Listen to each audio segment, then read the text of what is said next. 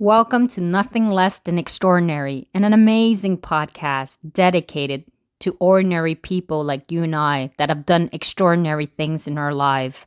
I want this to be a human celebration of the human struggle in this journey called life through its up and down and twist and turn. May their life stories inspire you to reach your greatness and to reach your full potential.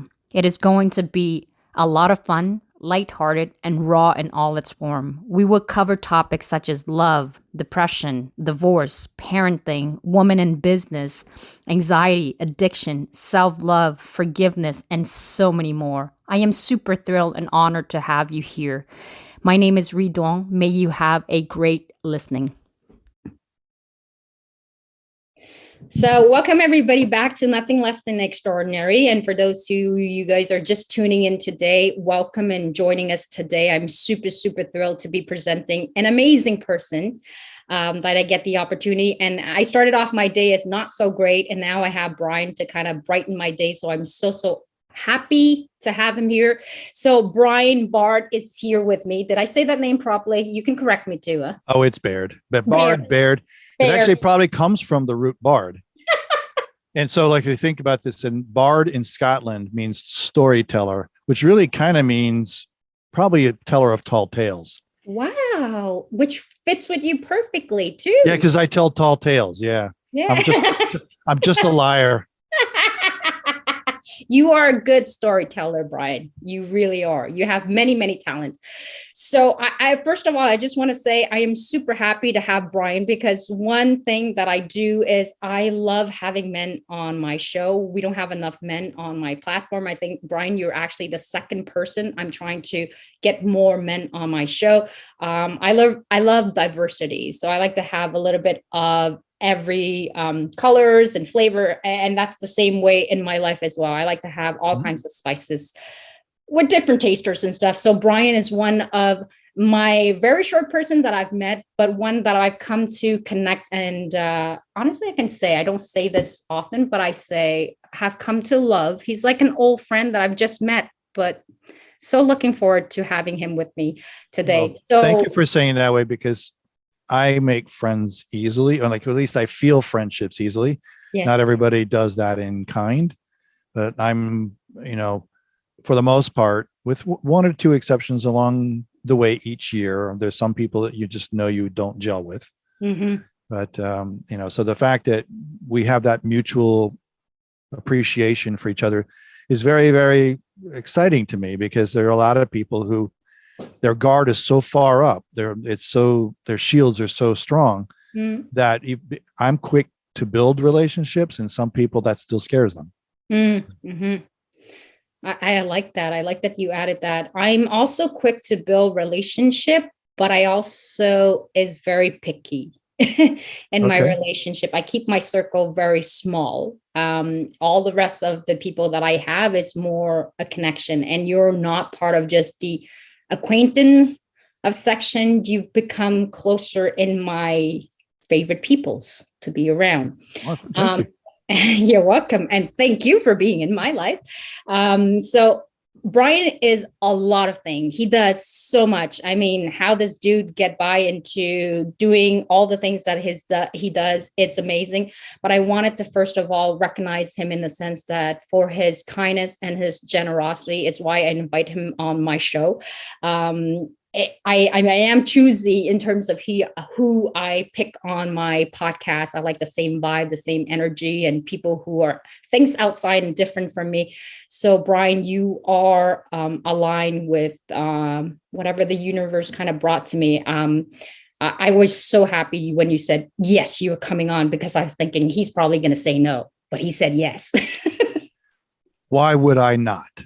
I don't know. It's like I, one thing I'm learning from my journey with you now, since we're being connected this short period of time, is that you're coming into your own. You have a lot of amazing energy. I can read this all the way through. And then there's this little tiny bit of like self-doubt or maybe even worthiness thing that's going on. It's just natural in the human condition. Yeah. Mm-hmm. So every once in a while I have imposter syndrome or something like that can show up, and I've So, I could not think of any reason. Even if I wanted to, I could not think of a reason to say no. No. So, thank you for inviting me. That really touched me big time, Brian. Honestly, thank you. And I don't want to be blushing and having tears in my eye because I just did my makeup. Well, if you cry, I cry with you. So go for it. I got to keep this beautiful makeup face thing going on here. Yeah. Well, I don't have that luxury. It's men don't have to have the luxury. You guys look good without the makeups and stuff. Yeah, we have our needs though. We have to make sure we have a shine of some kind. And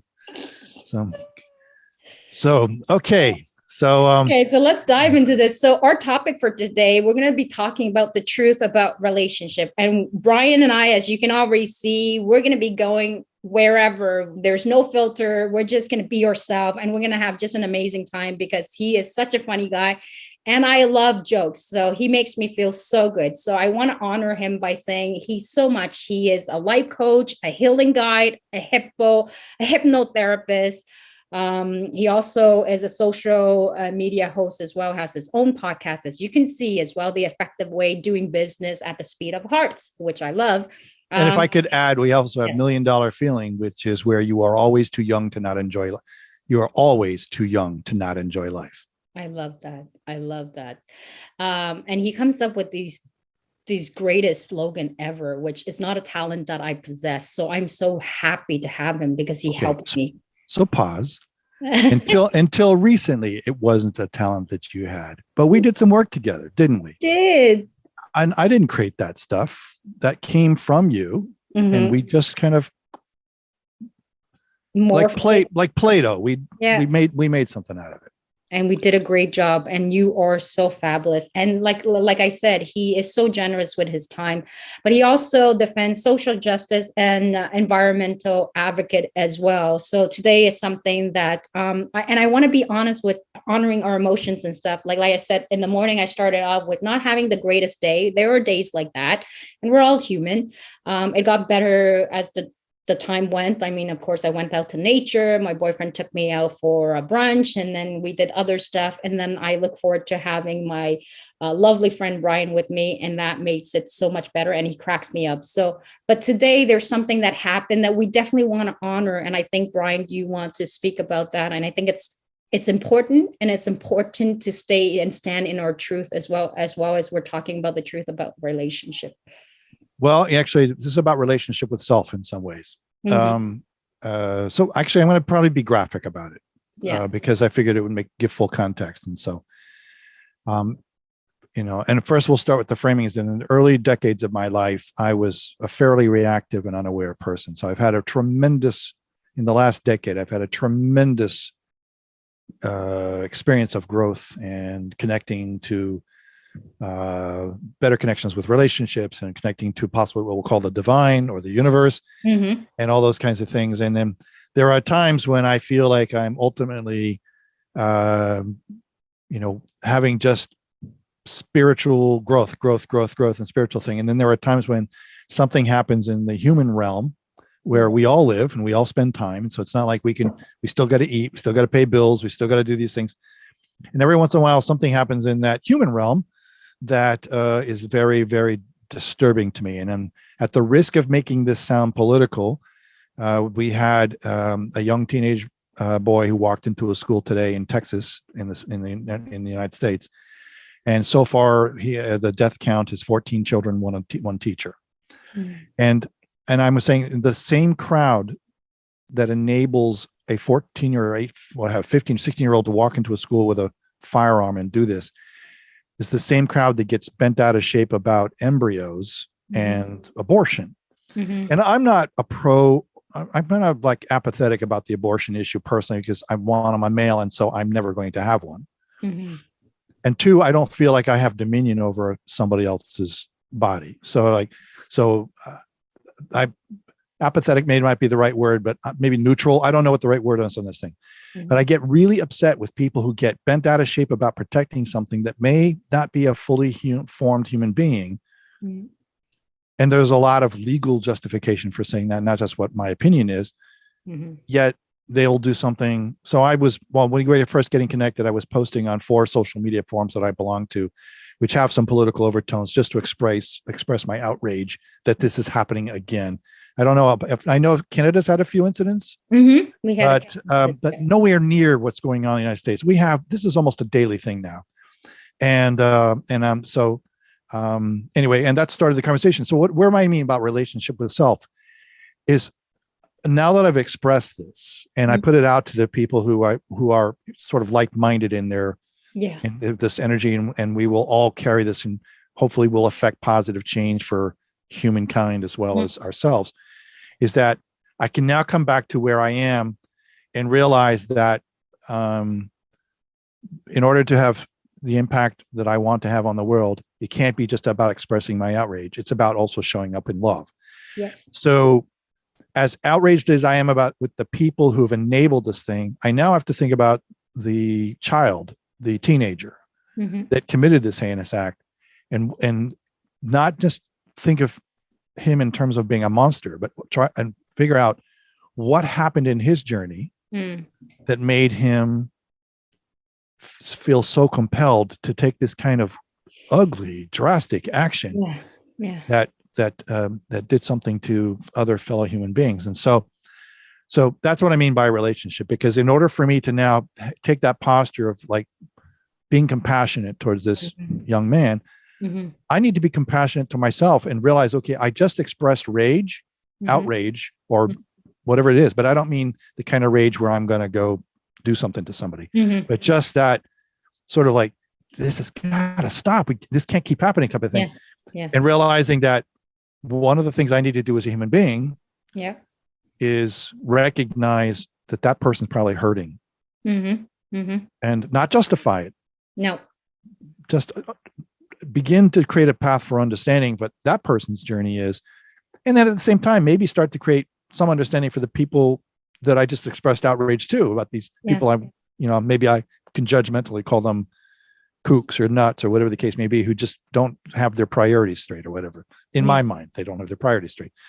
So we're here to talk about energy, the relationships, and in and of itself, I probably just dragged down the whole conversation, but this is where we started the conversation before. Yeah. And I just want everybody to know is like,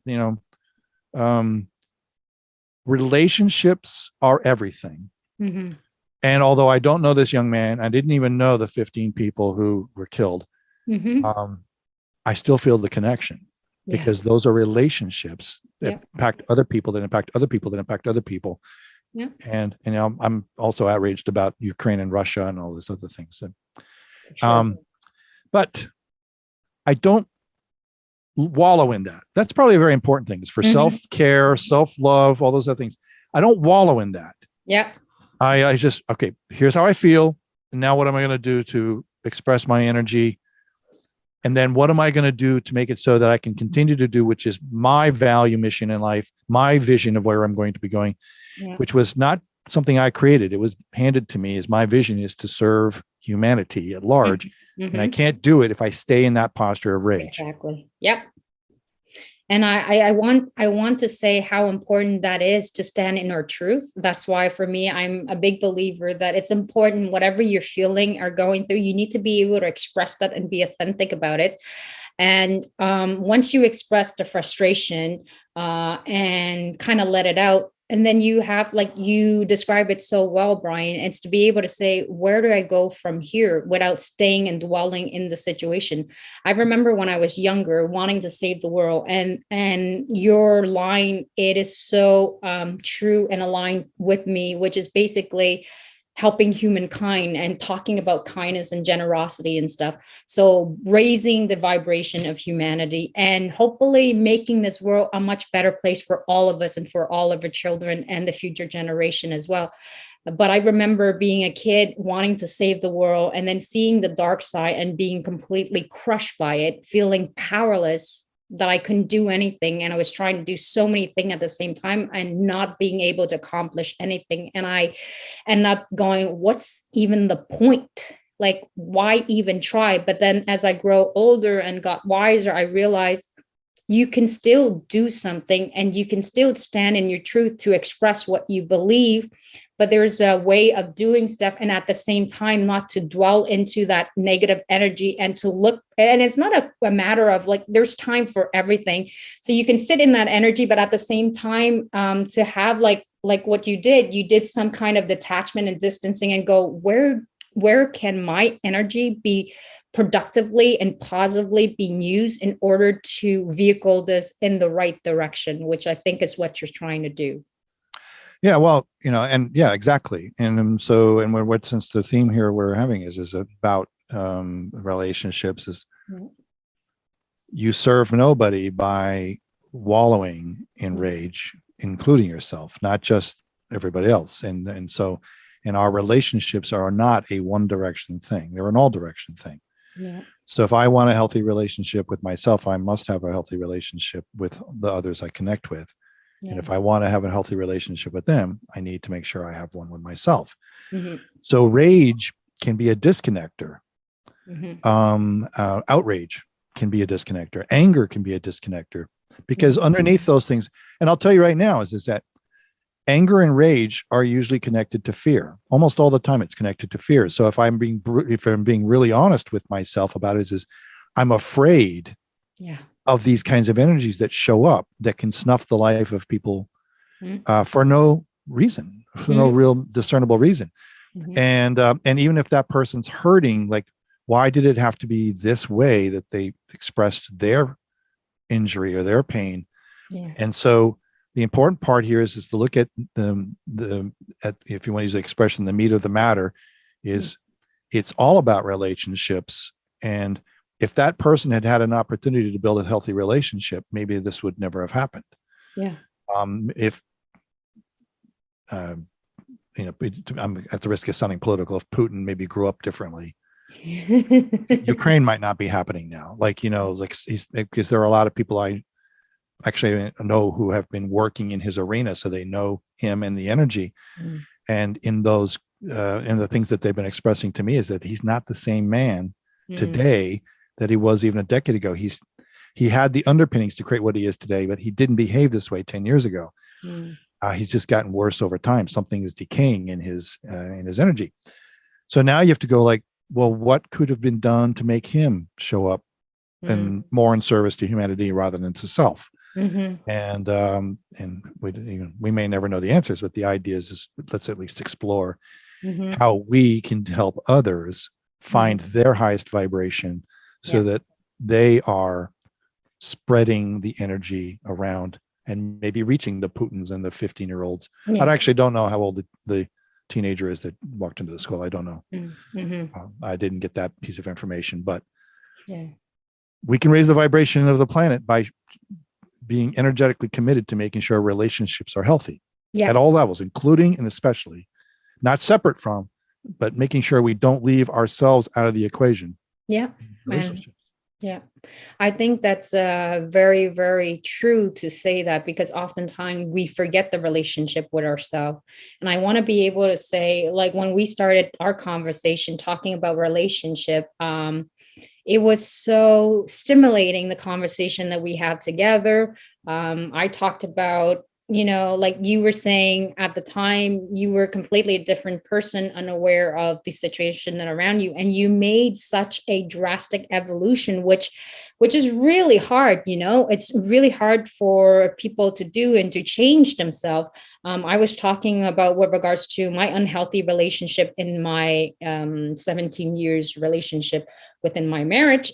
And having left that, how that kind of like brought me to where I am today. Although I don't condone the behavior of my ex-husbands, and sometimes I have a hard time understanding it, because he gives me such a hard time. But I can still nonetheless choose to forgive. Forgiveness does not mean that I let them walk all over me, which is not what I do with regards to my ex-husband. But I choose to practice compassion, which is not always easy, because there was a time where I went, fuck compassion. Screw it.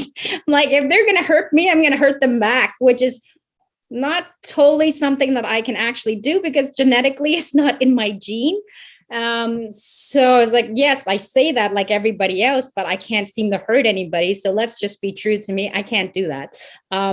But at the same time, I realized back then I used to be passive aggressive, which is not something that I like either. So nowadays, I'm none of those things. So if I have something that I don't like, I practice saying in the most loving way as possible by being true to myself. So I chose forgiveness with regards to the situation of my ex, not accepting what he did as being right and not staying a doormat as well, as I chose to be above it all. I chose to, when I get these funny, because today I got like these long email from my ex and it just went on all these negativity and I already was having a bad day. I said, you know what? I've given 7 wonderful years of my life and I'm not getting into it today. And so I answer back with 3 little short line of just focusing on what is the issue at hand and saying what I need to say in the most politest way possible, not being how do you say, like not being like I'm not succumbing to it. I am just stating as it is, and this is my point of view and this is where I stand. Thank you. Goodbye. And I'm very proud of myself because it takes, I would have gone in my old pattern of just, trying to argue and fight who's right, who's wrong and stuff. But I don't want to do that anymore. I don't have time for it. I'm in a great relationship now. I have so much to live for. I have amazing people that I'm friends with. I have Brian that I'm going to be into. I don't have this kind of time. So here is my 3-liner and goodbye. Well, something you talk about, like many of us, because of the fact that we might have married somebody and we might have children with them, and so there's the divorce is only a layer of separation. The separation is never 100%, or should say rarely 100%. There could be other things like possibly prison or something else that might separate people, but the thing that is interesting here is that, first of all, let's talk about the compassion thing. Is I always like the short thing, not compassion, forgiveness. The short thing about forgiveness is, you said it's not letting you be a doormat or whatever the case may be. And I just like the idea is that forgiveness is a gift. It's about not letting the other person off the hook. It's about letting yourself off the hook so that you are able to take that gift of moving forward. Because what happens is that with the absence of forgiveness, we often are stuck. Like I could be, if I didn't have a sense of exploring, even the language I used was being compassionate toward this young man and trying to, maybe someday somebody can explore what his pain was or his injury was that made the situation so deadly. In order to have that conversation, one has to be able to sort of say, it's not about letting him off the hook. It's about understanding what it takes for us to move forward as a society, as individuals. So that's why I don't carry the rage after a brief expression here and a little quick analysis. I'm not carrying that rage that I expressed in the beginning. I had a moment of outrage, is probably a better phrase than rage. That, my language was pissed. That's what I put out there to the universe. And the thing that's also important in this thing is, like, looking at the forgiveness compassion thing is that the forgiveness that you're offering, though, is really not about forgiving them. It's about forgiving you and your part and your ownership of your journey. So what was the thing you had said earlier is that in the beginning you were passive aggressive. And so passive aggressive people in a relationship are usually partnered with somebody who has an aggressive form of narcissism. Now, these are 2 psychological terms that probably get overused, but I'll just describe a narcissist: somebody who has a tendency to only be able to focus on themselves in the key things. They may pour on the charm because making you like them may seem it's about you, but it's really about having you like them. So it's always about them, no matter what. They're always curating their experience. And The other part about somebody who's narcissistic in the sense is that they don't have a place to go inside that they feel safe. They don't feel connected to any core values. Mm-hmm. They don't feel safe. Mm-hmm. It's probably very uncomfortable, if not outright painful, to look inside and find out that you are weak. You are, in that moment, you have a challenge standing in your power. You have a challenge, all kinds of challenges. Don't even care for yourself. You probably have some degree of self-loathing. Mm-hmm. And on top of that, your ego is so fragile that anything that makes you touch that makes you do everything to defend what you've been using to make yourself feel good. It's narcissism as a survival tool. And I will bet any amount of money, you can, if you want to take the wager, you can. I will bet any amount of money that when you first met him, he was super charming. Very charming. Yes. Very charming. Once he felt I'm going to use the word ownership for lack of, once he felt he owned you, the charm disappeared. So you were being taken for granted. That's when you started doing this thing you called passive aggressive, because you need to defend yourself too. You need to be able to survive also. So you have two people circling each other with survival traits, and it's a clash and it's a collision. Yeah. So the reason why I bring this all up is because about half the world is in that space you just described. Maybe more than half the world is in that space you described. They're highly reactive.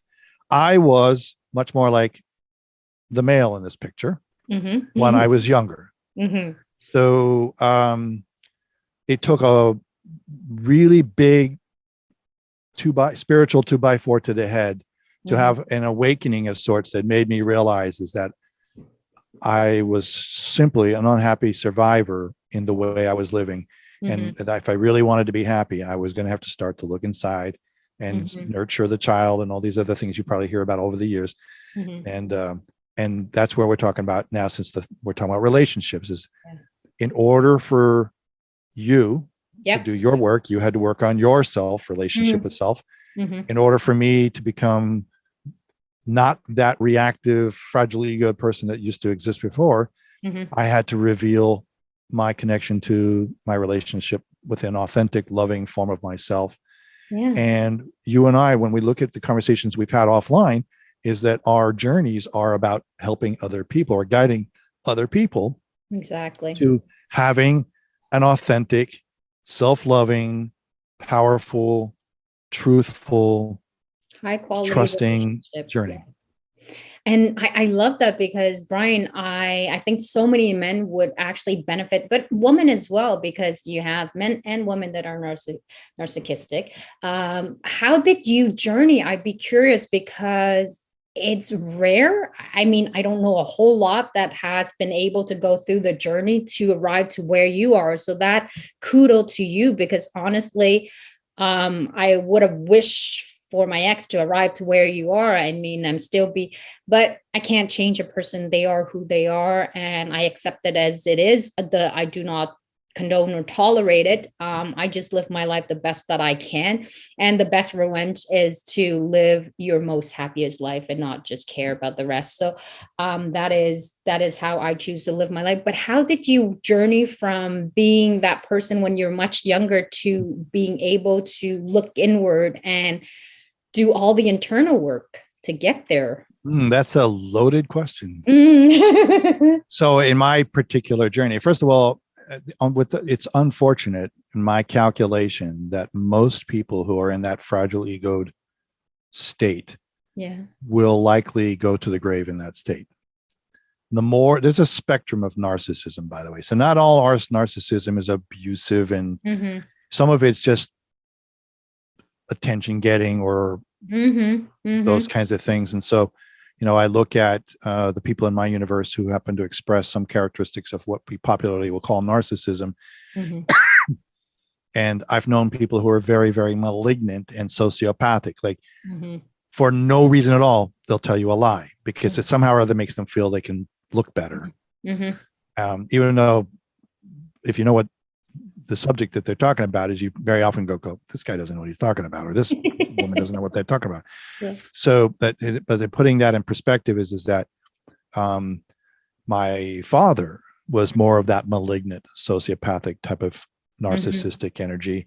My development of such was a growth thing that was designed for me to sort of survive him, because he was, for little or no reason, blew into a rage, and if I was in the room, I was a target, and the belt was his favorite tool. And so I learned very early, and I needed to curate my experience externally because I had nothing to cling on to inside. And then there is, going further down the process, is that there are people who are like my mother, who had a different form of narcissism, which was all about trying to just feel good about herself. So she would, there's, even today as an adult, she's 85 years old. I can't have a conversation with her without there being a high probability that somehow or other, like I could simply say something like, I just had the best Mexican lunch I've had in years. And then somehow or other, it'll be like, well, the last time I had a Mexican lunch, it didn't agree with me. And I didn't ask you about whether you had a Mexican meal that disagreed with you, because somehow or other, it somehow or other has to fold back in on her. Yes. And so there's that kind of narcissism. It's a spectrum of like that's more benign, but both of which are very reactive, very self-absorbed, very much about propping up a sense of soft ego or fragile ego and things like that are taking place. So now looking where I am, I was probably in between those two. And then you're asking, how did I make the transition? Well, I didn't set out on the path to become. No, for sure. I didn't even know. Yeah. Like if somebody had told me I was a narcissist, I would have said, no, it's you. Yeah. Because you can't see it. No. All you're doing is living in this reactive state, and your ex-husband probably is still doing that. So if you said you're a narcissist, you go, no, honey, it's you. Like it's you, whatever condescending tone he was going to use, he would turn it back on you, because he cannot be weak. Yeah. And describing someone as a narcissist, it's implicit. It's fragile ego, scared little boy, scared little girl, lonely, no, I'm none of those things. I'm very popular and I'm strong and I'm smart. And, so I was there in that strong, smart, popular energy thing. Although I can look back and go, a lot of people probably thought I was a jerk.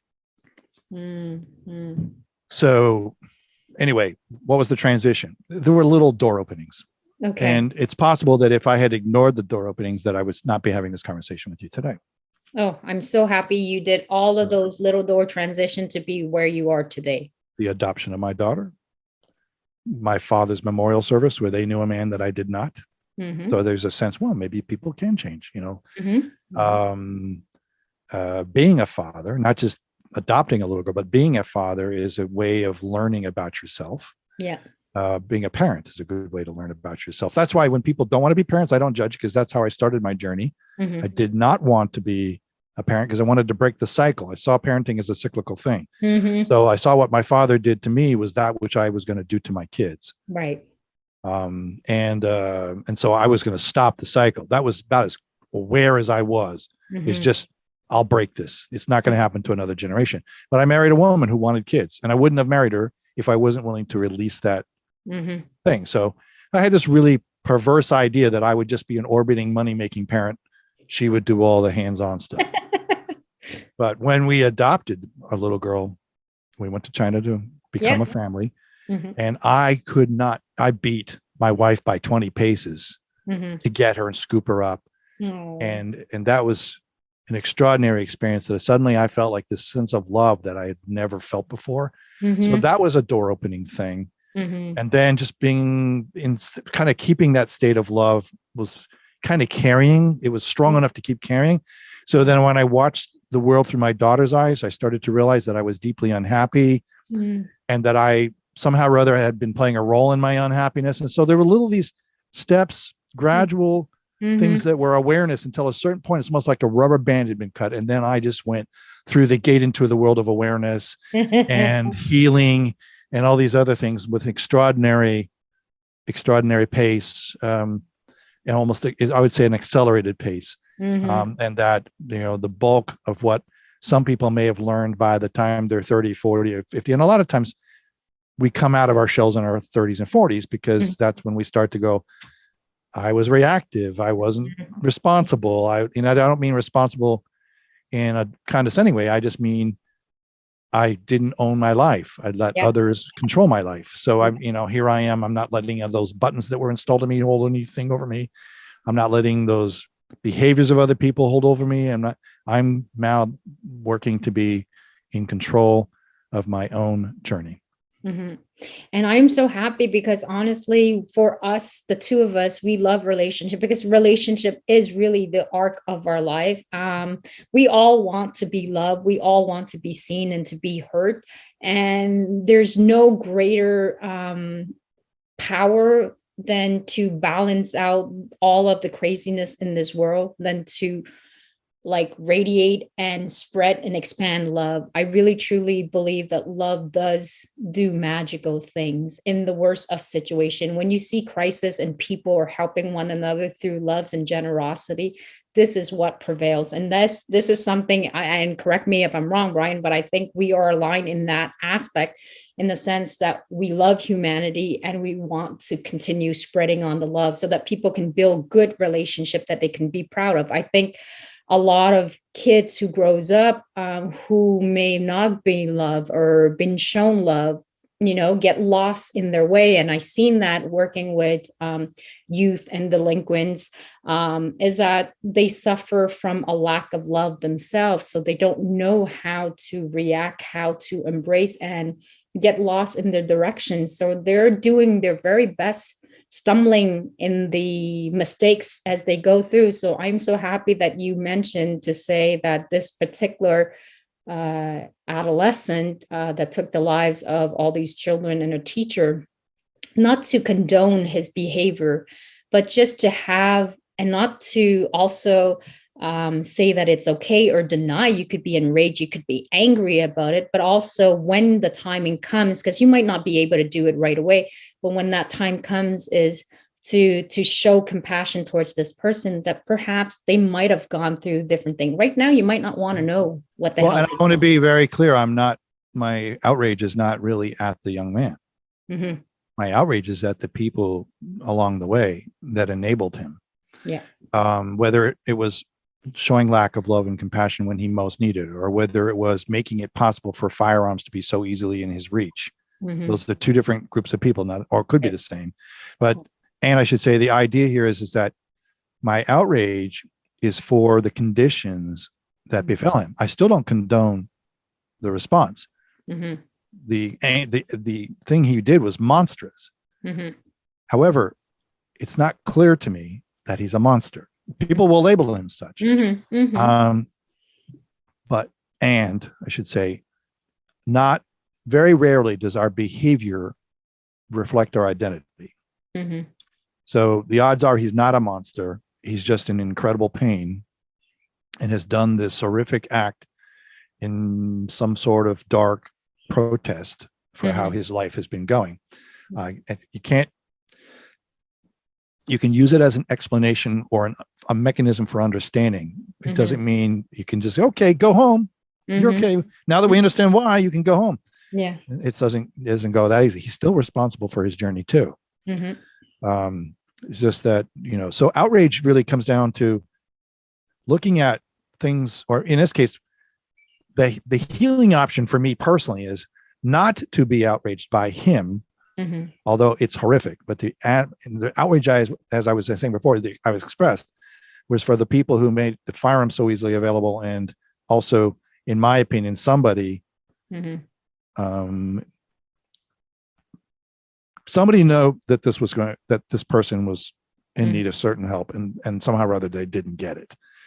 And and even a third group, maybe the very people who created the pain in the first place, that he's responding to when he's doing this ugly thing. So it makes it, once you do that, it makes it easier, first of all, to understand that you can have compassion. And look, I could even have compassion towards the people who have whatever their beliefs are that made it so easy for them to ignore him, or maybe they themselves were hurt people. So maybe his parents created who he is, and they did so from their pain became his pain, either, whether it was installed as a second generation or their pain created new pain for him. So he gets both generations of pain. I don't know. And I don't have anything about his story to actually begin to even say that I can explain it. I can just say is that human beings don't do this to other human beings unless something else is going on. Yeah. And then the other part of it is, I said, I'm angry at the people who made the tool that he used so easily available. Yeah, it's to look at it societally and to see how we can all kind of contribute to prevent this from happening in the future. Because like you mentioned, it becomes almost like a daily occurrence that is extremely upsetting because, you know, something definitely drastically needs to be changed. And until that could happen, many people could be scared. I mean, I would be scared to send my kid to school. When I see that in the news and stuff like that, sending your kid to school, I'd be constantly worrying, is this today where something happens? Are they going to be safe? Hey, right now, my daughter's on an airplane. This very minute, she's on an airplane. Billions and billions of passengers fly every year. Yet things go wrong. Sometimes it's mechanical. Sometimes it's because of somebody doing something monstrous. So there's like, it's kind of like putting your children in school. Is this the plane that's going to have an issue? Is that your child's school going to be the place where the next issue occurs? You know, we know it's going to happen from time to time. But what I really was just like, part of my outrage though, is really about how easy it is. You know, and I'm not saying it's not, like you're in Canada, so the data is a little different. It doesn't mean it doesn't happen there. So you have to think, because it has happened in Canada, it's not out of the question. So what is it we need to do as a society? Some of it's focusing on mental health across the board in a very, very different way. Maybe even having mental health classes in middle school and high school as part of, you know, when you go to, when I was in school, I went to health class, but it was the birds and the bees and drugs and things like that. So what not to do? Whereas mental health, that's maybe what you need to do. And it's not being taught. It's not being taught. It's a taboo topic. And the fact that we have this platform to be able to discuss about this candidly and openly about it, I think it also is a good form to get it out, get the conversation going as well. But definitely, we need to be able to learn to treat one another with so much more kindness, and to be able to help each other. I mean, I think there's a lot of good people out there. There's a few bad ones, for different reasons and different contexts. Although I do my best to try to detach and look from it in a kind of like a scientist observing the situation without trying to finger point who's right, who's wrong, which I'm not necessarily looking for that. I'm just trying to understand the fact for what it really is.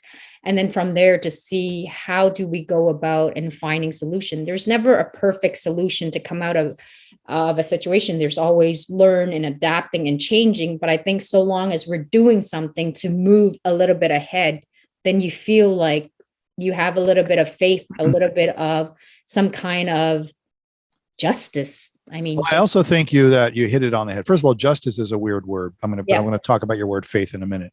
So I'll just talk about justice in a very short context. Is justice may have way less importance in terms of our development of humanity than compassion, because very often when we, in the context of justice as we use it in society today, it seems to be equated to accountability and punishment. So where's the redemption in that process? And that now I will sidebar this thing is that when I studied hypnotherapy, the practitioner who had a PhD in hypnosis, so it's not just like some amateur in the cloud, when she had described, she was telling me personally a story about when she was doing work for people who were in the prison system. And then for the most part, she was just elated by the work she was able to do to help them progress and learn how to maybe step out of their narcissistic or other forms of self-abuse or other things that were going on in their journeys. And she was like, this is like beautiful work that I get to do because I'm changing the lives of all these people so they don't come back here. They go out into the world and start being, happy and contributing and all these fulfilled and these other things. Then she met one man, and she said, that man, I shivered from the evil that came off of him. And she was always getting these intimate conversations with him. And she just had to say is that, and he was there for murder. And she said, it's nothing that's ever going to change for you. And he goes, yes, because I like it. He wasn't just, he might've been responding out of pain, but in this particular part of the way his journey was, he thrived on murder or taking the life, and probably the process of taking somebody's life.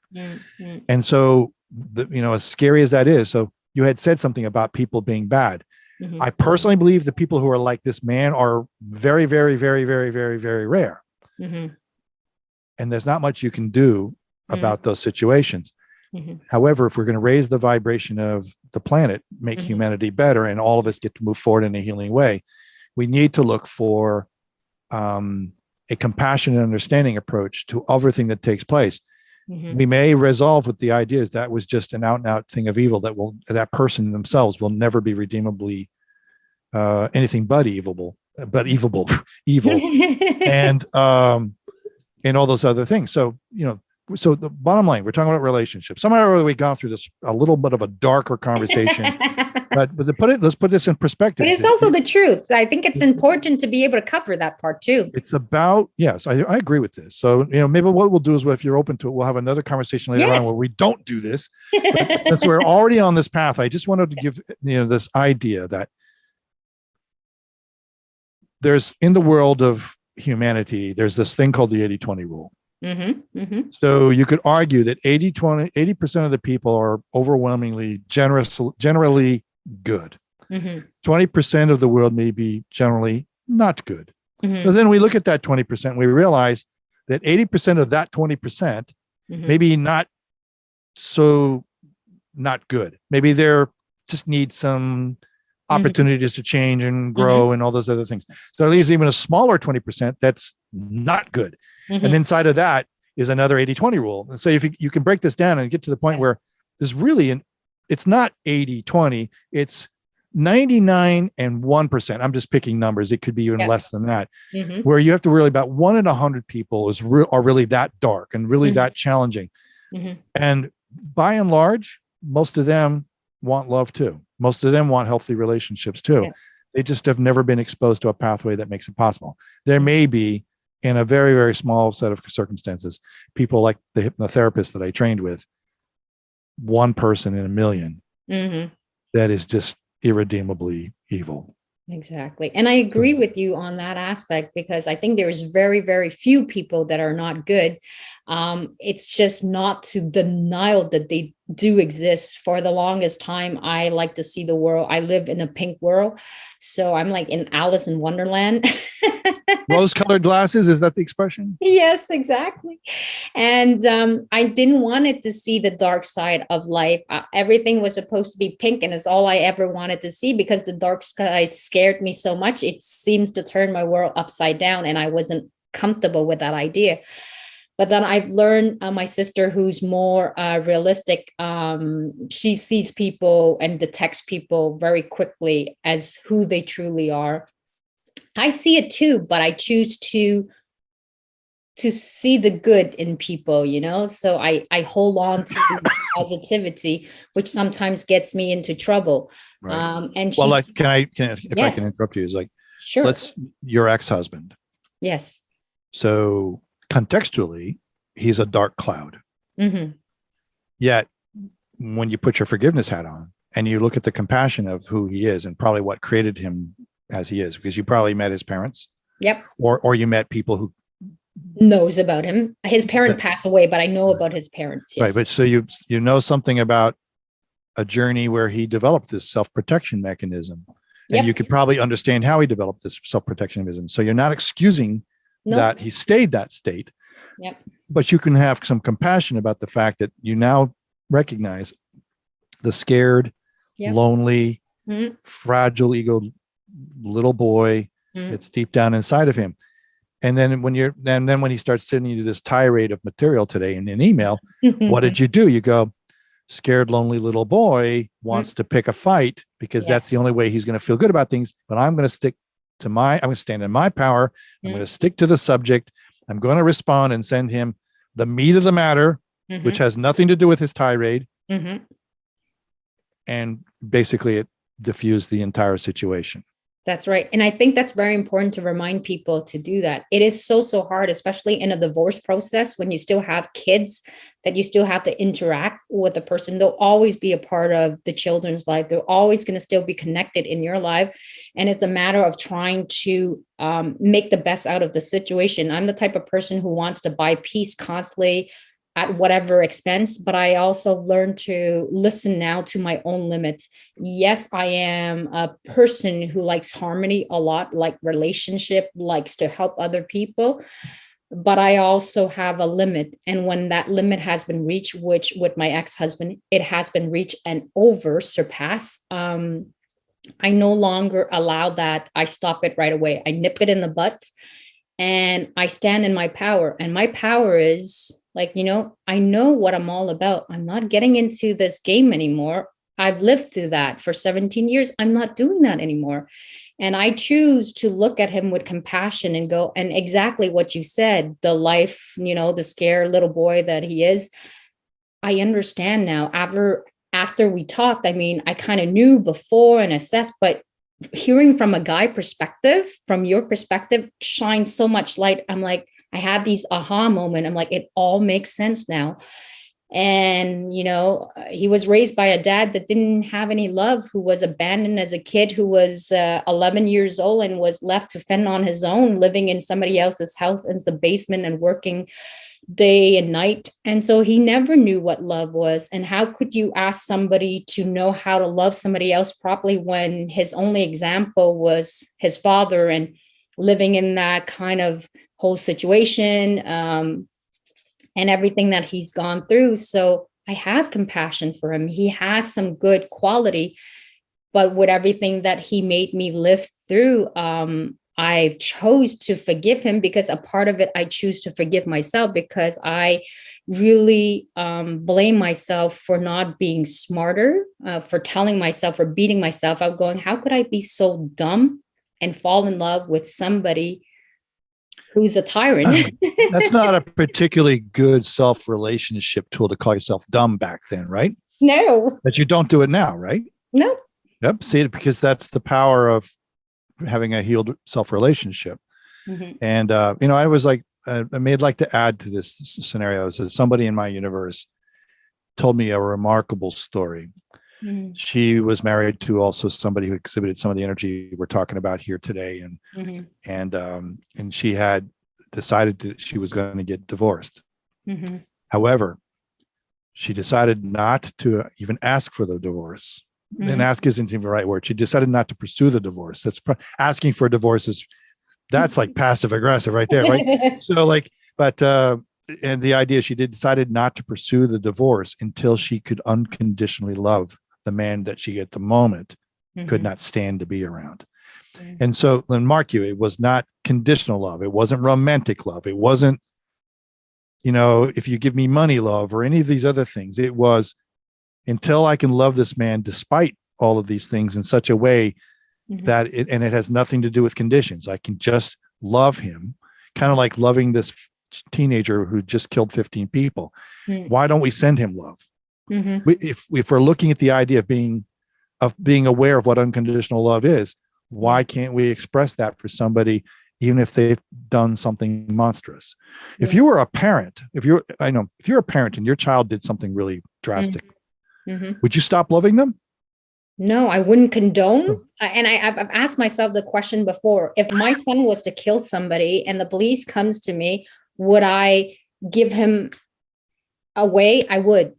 And it's not a question that I love him less. It's a tough question, because I debated on that question for a long time. I've noticed mothers in general, sometimes fathers, it's like I think I have, it's very challenging. Mothers have this challenge because they want their kids to get good grades. They want their kids to be the best kids. They want their kids to behave well. They want their kids to be appreciative and all these other things. Yeah. And some of those could accidentally heap conditions on love. But the flip side of that is that it's not uncommon for mothers to still love their child despite all these things that might not be positive, even though they may have heaped some conditions under the pile along the way. The conditional thing was more of a survival thing. Yet moms typically, not always, moms typically can find a way to love their child no matter what they did or have done or whatever the case may be. And so, and dads can do that too. I mean, not all, it's, I think it generalistically, it still seems to be because women give birth, they have a different kind of attachment to children and carry this kind of unconditional characteristic and recognize it earlier than men who only get to be the benefit of birth. So, so anyway, where was I going with this whole thing? Unconditional love is the accompanying arc of relationships. So if I meet somebody on a street corner in Newark, New Jersey, if I meet somebody on an airplane, if I meet somebody in my backyard, if I meet somebody, family member, whatever the case may be, even if I'm not crazy about some of their energy, I should be able to say, I can connect with them by extending the power of the love. Even if I'm not liking something. Love and like are not the same thing. No. The loving thing, and when you're as a parent, especially as a mom, you probably recognized unconditional love way before most men who cannot have kids would, purely because of the fact that when your child was born, it was pure and only spoke to you in terms of love. Yeah. They didn't speak to you, and they didn't say, I'm only going to love you if you feed me. They say, I love you. And then you fed them. Yeah. And it's so powerful because unconditional love, I'll give you a good example with my mom, she drives me crazy sometimes, but there is an unconditional love for her. I practice as much as possible in my circle and in my close niche of people is to love people unconditionally. Practicing not judging them, even though I might not approve of their behavior or their action, still choosing to love them. For example, I'll give you with my mom, sometimes she does things that I don't agree with, or the way she reacts to people, or may judge somebody too fast. Even though I might not approve of that behavior, I can still love her, choose to love her unconditionally with the imperfect person that she is, and express that in a loving way. And I'll tell you one time on my birthday, for whatever reason, because I'm like the therapist in the family. So when my mom and dad have like relationship problem, both of them comes to me, or I'll be riding in the car and they'll decide to tell me about their problem in the marriage. So through 2 hours, I do therapy. With my own parent, like, oh, the joy. But one day on my birthday, they decided, they were going to surprise me on my birthday. And for that evening, it felt like the perfect time for them. I didn't know what to expect. My mom decided to bring up all of the past situation with regards to what was wrong in their marriage and stuff. But through it all, as hard as it is for me to hear and not maybe agree with everything she said, I did it from a loving aspect of just letting her release whatever she needed to say without cutting her until the timing was right. So that takes a lot of patience. I developed a different style for myself to be able to listen compassionately and yet still not be there because I have to also protect myself because it gets too consuming. But to be able to express to her in a loving manner and saying, Mom, like that's a situation that's in the past between you and dad. It's something that you guys have to resolve. However, you're here. You chose to not divorce my father. You chose to continue to be in this relationship. So where do we move on from here? What can I do as your daughter? Because you're coming to me, you're expressing your pain and stuff, because what would you like from me? Would you like me to just listen to you, or would you like for me to take some concrete action? How can I help you?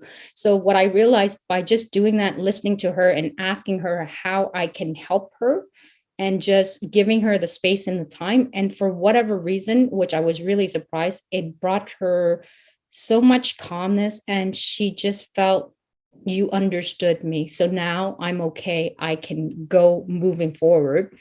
So I think it's important when you choose to love somebody unconditionally. Like I look at my mom, and I have a situation where I used to really have a hard time with my mom, but then I realized this woman, just for the fact that she gave birth to me, she's not that she's entitled to hurt me and do all these bad things, but she's entitled to make her mistake, because my mom sacrificed her whole entire life as a young child to take care of her family in a war-torn world, and never had the childhood that she deserves. So knowing from where she comes from, I show much more compassion for her. So sometimes when she behaves like a kid, I just go, she's hurting. She just wants to be heard. And how can I be of assistance? So I think when you really love somebody and don't judge them, although you don't condone it, you approach it from that perspective, it makes it a little bit more easy. I don't know if it makes sense. And that's a tough line, right? The distinction between condoning and judgment. Yeah. Or not condoning and being judgmental is like, which we probably should hold a whole different conversation another time. That's it. But you bring up something that was very interesting. As the idea is that we don't have to support something that somebody does. Yeah. We may not even understand what they do. That doesn't mean we can't love them. That's right. And I go back to this. It's not the kind of love with conditions. Mm-hmm. It's just, I can just give the energy away. There are other people besides this young man who did this thing down in Texas, where I've just been like, and I've actually sometimes even cried, because you can kind of, sometimes the universe gives you back a little picture of the pain they were going through. Yeah. I'm not saying that I'm that dialed into the universe, and it has yet happened. Mm-hmm. On occasion, I get a strong sense for what they have gone through, so that even though I do not appreciate how they're showing up, I can still send them some love. And it may not change anything about who they are, because that's not there's no conditions. Mm-hmm. It might, but I'm not sending it to make that effect. Yeah. So okay, so I've been talking your ear off. I hope it was good for you. So. Oh, it's fabulous. Actually, no. I'm so happy. I think the viewer is going to be really amazed, because we touch on so many aspects. We talk about relationship, kind of like what kind of relationship would you have if you're having a partner who's very self-centered, what that affects is on you. And I would say also for a woman who has a lot of self-doubt, when you're in a relationship that's imbalanced, the thing that changes my life is practicing self-love. That's really, I'm going through therapy. And that is an amazingly challenging thing to do at times if you're not used to it. Once you get used to it, it's easy or easier. I have a question for you. Sure. For your audience. Yes. Are you willing to read your introduction? Oh, I would love to do the reading of my introduction. So, and the reason why I think this is important is because she has an amazing sign off for this introduction. Oh, and I want everybody to hear it, because this is about relationships. Everything in this introduction is about relationships. Okay, so this is something that I work with Brian. He is so good at this. And you know what I really love about Brian is that he has a way of giving image in his wording. And also, I just love the way he talks. So I know that when I'm connecting to a soul, that I hear something that is only in my own imagination that people could actually describe and live through, which is what Brian does. And also because he has an amazing soothing voice as well. It's very comforting. It's no wonder he's in the radio. This is soothing to you? I don't know what you're talking about. And then there's my real voice. My real voice is, very, very soft and soothing here. And he cracks me up all the time. It's like the best buddy I could actually ask for. So this is my elevator pitch that I had been working on with Brian. So I hope that you guys like it. Basically, it's kind of to learn to be more concise, which is something that I have a hard time with, but I'm practicing. And Practicing self-love is allowing myself to make mistake and to do it and to get better, because I'll get there one day, and I'm convinced I will be there. So here it goes. So I said, in more than 50% of relationship, both partners find themselves unhappy. I empower women to unplug from the unhappiness of low quality relationship. So symptom of this could be drama, exhaustion, overwhelm, as well as self-doubt and low trust. I guide my clients to use their unhappiness as a lighthouse to avoid the rocky shores. So, hi, my name is Ry Duong, and I am personal counselor, and I've been there. So in my case, I divorced myself from a difficult 17 years relationship.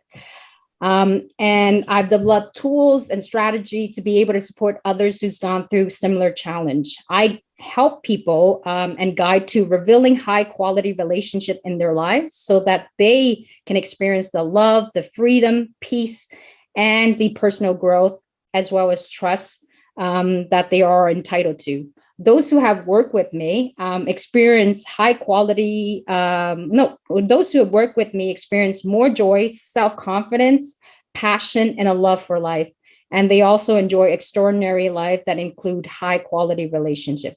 I love love. I really do love love. I'm fascinated by that. I want everybody else to love love. So please just go out there in the world and just love. And if you have a difficult time with that, let's connect so that we can actually help guide you to achieving that too. So thank you.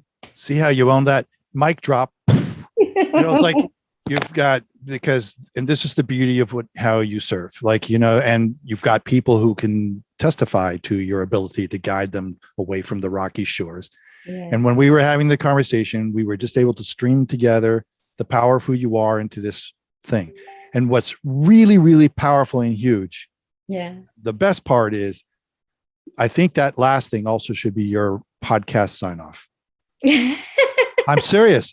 For years on my radio show and now on my video cast called $1 Million Feeling, we sign off with, go out into the world and be kind, be healthy, have fun, and live a great life, whatever that means to you. $1 Million Feeling. So now you could be going, go out into the world and love love. I love love, and I want everybody to go out into the world and love love. That same thing you just did. And you didn't even read it. You owned it so much that you didn't even have to read that last section. And that's because that is you. Oh, thank you, Brian. How can I say I have an amazing guest, Brian? Honestly, thank you for being a part of my life and for connecting with me and for giving me this opportunity to showcase the beauty of who you are, and also to be able to have this frank and honest conversation. I will definitely have you on if you are willing to be back on at another time. Whenever you want to come on, you're always welcome. And I'm gonna miss not having you for my other ways to keep me laughing and entertained. Oh, you just think of my radio. Your beautiful face. So thank you, everybody, for tuning in today. I hope you have an amazing time. Honestly, I'm going to send little things as well, how you can actually connect with Brian, because he's really fabulous. So definitely reach out and connect to him. It's going to come out this Saturday. So Brian, thank you so much. Stay on with me a bit after this. But, you know what, before we let everybody go, I was wondering, let me ask for a transaction here. I'm not selling anything. No. But I do have my video cast, and you're scheduled to be on it. So we're going to have a different kind of conversation. Absolutely. But the same kind of thing. It's a conversation, right? So anyway, I would like everybody who does listen to your experience, when they get the connection information, or just go to milliondollarfeeling.com and that go to the radio or / videocast page. It's a YouTube channel, and please subscribe. Yes. Absolutely. That's all I ask. Please subscribe. Yes. And please do support him, because he's amazing. He has a lot of material content. I'm going to post all of that, and you can definitely check it out. But thank you, my amazing friend. Honestly, have a good day, everybody. Bye.